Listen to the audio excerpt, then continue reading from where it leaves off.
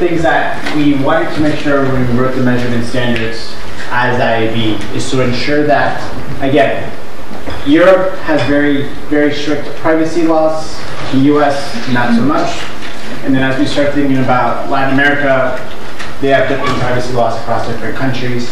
So the question was, how do we ensure that we can write measurement standards that are consistent, but also that we are cognizant of the fact that each country and region has different privacy laws.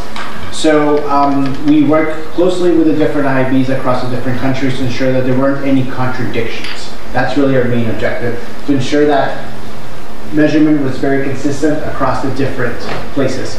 So one of the things we start looking about measurement is you as a brand, a lot of you work for large brands across the globe, and it was important that you as a brand were able to have consistent messaging and measurement, not just within retailers within your country, but also for their measurement to be consistent across retailers in a global perspective. So obviously there's going to be nuances, but just to, ideally the goal is that in 5 years, the measurement methodology for a grocer in Turkey will be very similar to the measurement methodology to grocer in the US, in the UK, in Brazil, obviously taking into account privacy laws and consumer data, any sort of data sources within the retailer, but that's the main objective.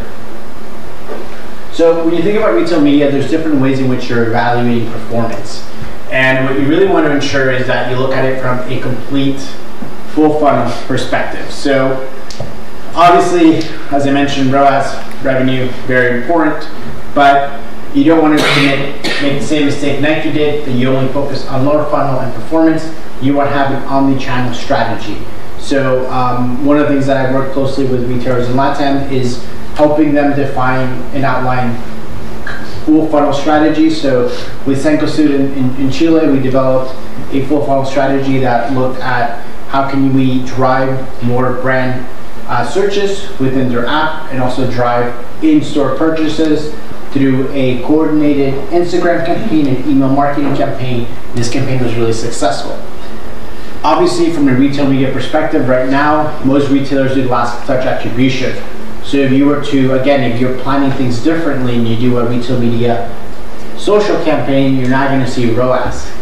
At the same time, if you do any social campaign, unless you're doing a remarketing, you're not going to see the level of ROAS that you are in paid search. So when you know you do a retail media campaign, you want to start thinking about how do you do a full level of evaluation.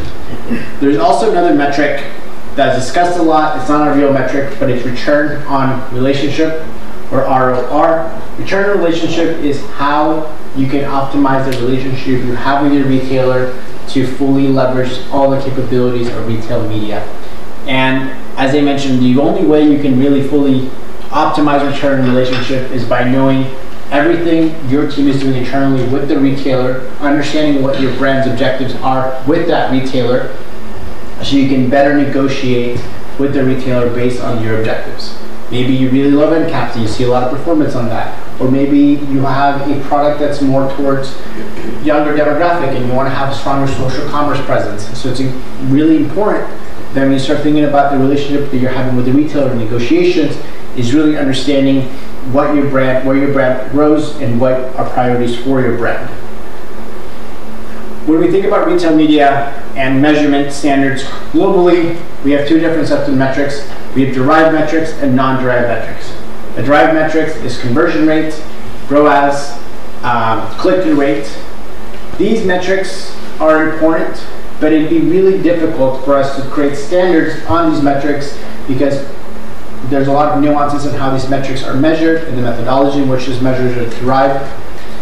So what we focus was on non-derived metrics, such as clicks, impressions, conversion volume, any sort of outcomes. If we standardize basic metrics, then the retailer can go and develop more complex metrics, such as derived metrics, and you as brands are able to better understand how those derived metrics come from. So as long as we pretty much standardize the building blocks of the metrics, then more complex metrics can be derived, and this ensures that there's more innovation and growth in retail media. Obviously, there is a lot of brand frustration globally within retail media. There's inconsistent attribution, there's measurement gaps, there's biased reporting, there's a feeling of pay for play, and there needs to be more transparency and value, which is really where we really focused, and that was our main objective when developing the standards and continuing to work. One of the core tenets in the measurement standards globally is transparency, where we say we define a metric, we talk about the methodology in arriving to that metric, but we also understand that the world is complex, and sometimes that methodology or definition can't apply to all retailers or technologies that are available in the region. So the last thing we require is transparency. So if you're a retailer and you're defining something slightly different from the standards, that is fine. You just need to be transparent and provide that information for the brand. So you as a brand can now say, okay, well, this retailer is measuring it this way, this retailer is measuring this way, and you can work with your analytics or data science team internally to really understand and resolve that data accordingly.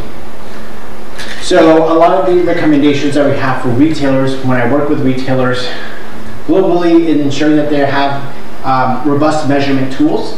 A lot of those measurement tools is ensuring that they have really good reporting and having reporting that works for your teams. Sometimes these 100-page QBRs are not really beneficial.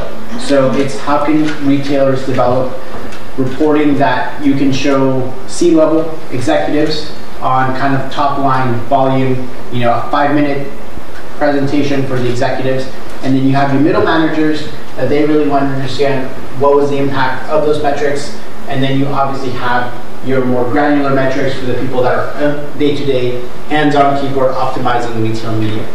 The next thing is ensuring that you're acting as a media company.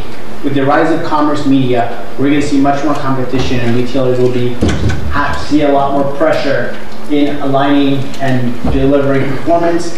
And finally, the human capital cost of retail media is very expensive. Retail media's biggest value is the fact that you can personalize everything, but now it's become its biggest issue because as we see a proliferation in retail media, maybe not so much in Turkey yet, but imagine in 5 years when there's 10 retail media networks in Turkey and you're having to operate across all of them, and each of these different retail media networks have different creative specification, and they have different product feeds, and they have to be in-store, they have to be off-site, they have to be on-site. It's really expensive from a human resource capability and from a creative capability. So there will be a shift to more consolidation across retailers and automation. So one of the things that we wanted to ensure from a very basic perspective was that retailers were collecting, processing, and ensuring that there was minimization and data bias. Is it like there's an audit process to it, but this is to ensure that retailers were providing the right data, that they were cleaning the data correctly. That way you have certainty in the data they have. Fortunately, most retailers are very much aligned with these, so that's not much of an issue. The next thing is we talked about how they should be measuring audiences, how they should be looking at different ways in capturing that engagement across on-site, off-site, and in-store. And then we talked a lot about ad deliverability and viewability. So this is really important. How many of you can see the water that I have right here? No? Okay. If any of you go and buy that water afterwards and I claim credit for the fact that you saw that water, it would be crazy. So a lot of what we do within retail media in the standards is ensuring the fact that if you can only claim credit for an ad, if someone saw the ad, then you can claim credit to the outcome of an ad.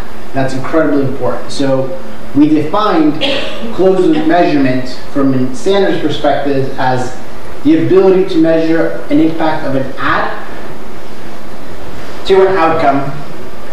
And the reason we say outcome and not a sale is that you can be measuring category share, new to brand, you can be measuring traffic to your product description page. There's many things you can measure. And ensuring that someone saw the ad. And we provide various ways in which you can do that. You can do it through viewability, attention, or any sort of extrapolation. But that way, it's ensuring that you as an advertiser have confidence in those metrics. And then obviously, one of the challenges that we're still working with retailers is being able to identify users across devices. Obviously, this is a challenge across the whole media ecosystem, it does get complicated because the way you get data from Meta, after Cambridge Analytica, Meta doesn't give you one-to-one data. They give you aggregated data of all the users. So then you have to then look at the aggregated data and then try to match the aggregated data to unique users within your website. So obviously there's a lot of nuances that it's not that simple. So we're working closely with the retailers to ensure that how they identify users across devices. But the main focus when we think about measurement is really outcome metrics. What is the outcome metric? And when you think about retail media, it's really important for you to focus on what was the outcome. CPCs and CPMs do not matter. I know that as advertisers, we really focus on CPCs, but if my CPC weight increased 10, 20%, I mean 20% you should be worried. But if any changes of 5, 10% in CPCs or CPMs do not matter, what really matters is what was the outcome of the campaign. How is your ROAS performing? What is your brand lift? What is traffic to specific places? And you really want to focus on outcome metrics and not so much vanity metrics. And within that part, we recommend retailers really align with the different retailer data points. So as you look at brand awareness or penetration, that's really where you look at new to brand and new to category data. And you have category benchmarks and peer branded benchmarks. So now this is a new way for you to start measuring brand awareness. And the great thing is, if you're a brand and you're buying CTV without retailer data, you don't really know what's happening. Like, they'll tell you how many impressions, how many people viewed your ad, they'll tell you the demographic of the people that viewed the ad, what shows they're watching, and then you can then conduct a really expensive brand lift test or brand consideration to see if there's any changes in perceptions within the brand. By using retailer data on that same CTV campaign, I can now know what was the impact of people in terms of awareness and penetration of the brand. Was there any changes in new to brand? Was there any changes in category share? So now you're actually able to measure television in a way that you were never able to measure it before. The next thing within consideration, are somebody adding to basket? Was there a basket now? You clicked an item and then bought it. So any changes in brand search lift, pre and post campaign, this is incredibly important. Obviously, you can't run full ROAS campaigns, especially if you're running a display ad on-site or off-site. It's not going to generate a sale immediately. Evaluating display ads based on ROAS doesn't make sense. We don't do it anywhere else digitally. However, within a retail media environment, we can start measuring, was there any changes in consumers searching for your brand after that display ad within 30 days. And then obviously within conversion, you can look at your brand halo, you can look at multi-touch, channel decay, sales lift, and then the metric of the future, I think long-term right now we're focusing on incrementality, but once we get this cohesive level of data, we'll start looking at lifetime value, and it won't just be so much how many, how am I able to push more product to the consumer, but if my consumer is buying my brand of shampoo, can they also buy my soap? Can they also buy the deodorant? Can they also buy the toothpaste? And then having a full ecosystem and really optimize towards lifetime value, not just incrementality. That is the end game of retail media. And that's why it's really important for us to understand attribution. One of the great things that Europe did that we were not able to do in the US is they actually created attribution windows for different categories so that US brands have more flexibility. In the US, we weren't able to do that. But obviously, there's different ways in which you can measure attribution.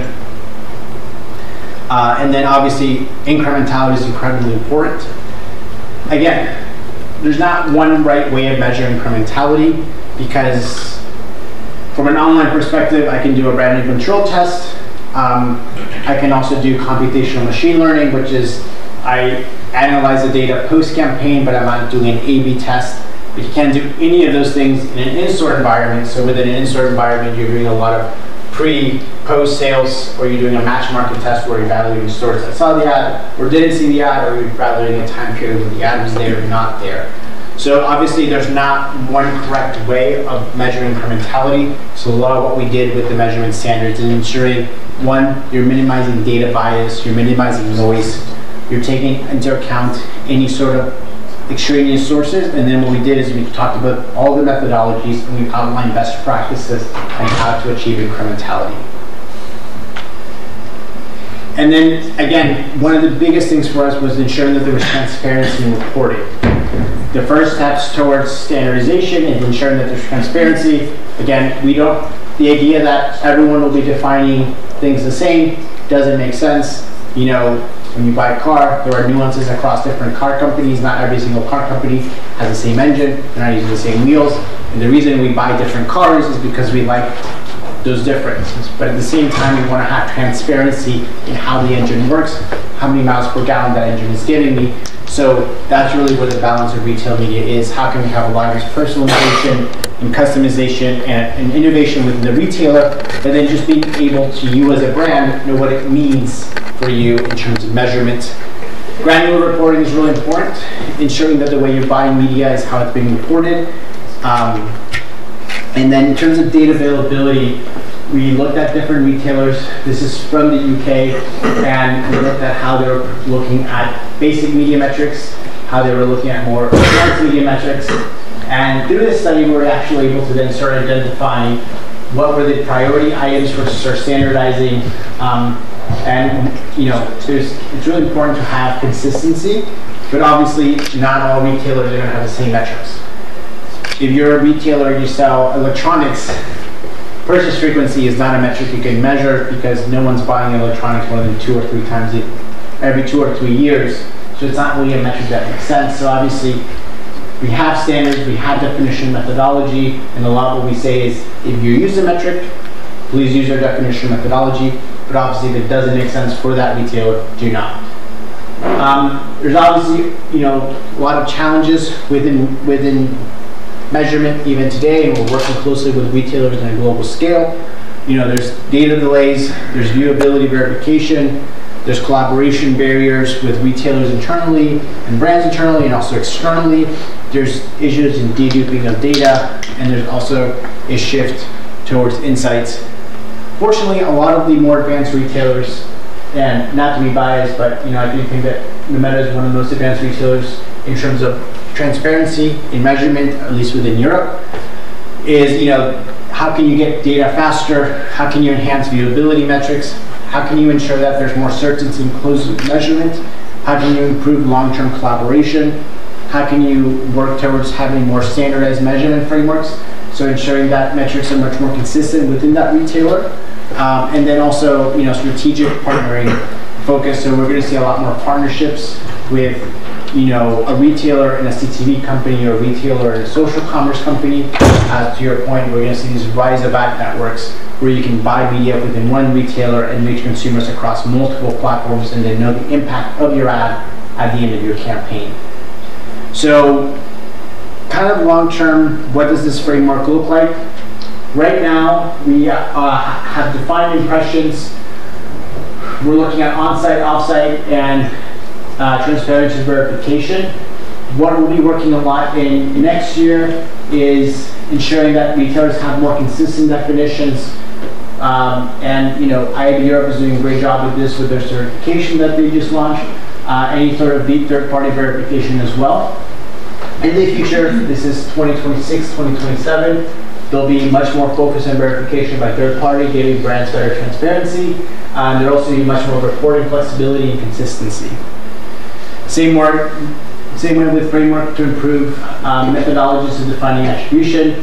Today, we're looking just to say, hey, just be transparent how you're defining metrics, and ensure that the data is extractable in a pre-templated format.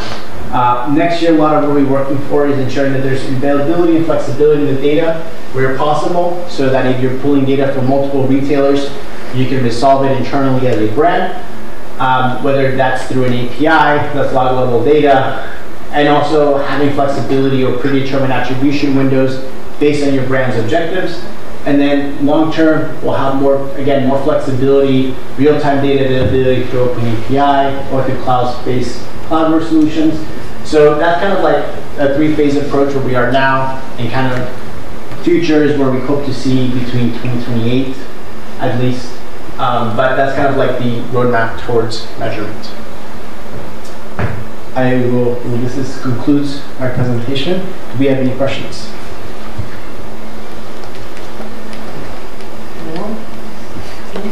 Perfect.